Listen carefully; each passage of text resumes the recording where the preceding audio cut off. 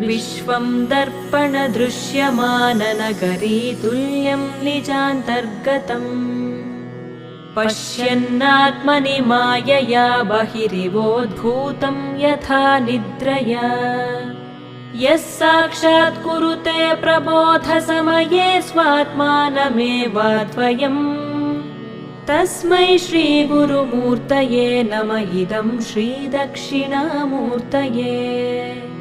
तस्मै श्रीगुरुमूर्तये नम इदं श्रीदक्षिणामूर्तये बीजस्यान्तरिवाङ्कुरो जगदिदं प्राङ्निर्विकल्पं पुनः मायाकल्पितदेशकालकलना वैचित्र्यचित्रीकृतम् मायावीव विजृम्भयत्यपि महायोगी वयस्वेच्छया तस्मै श्रीगुरु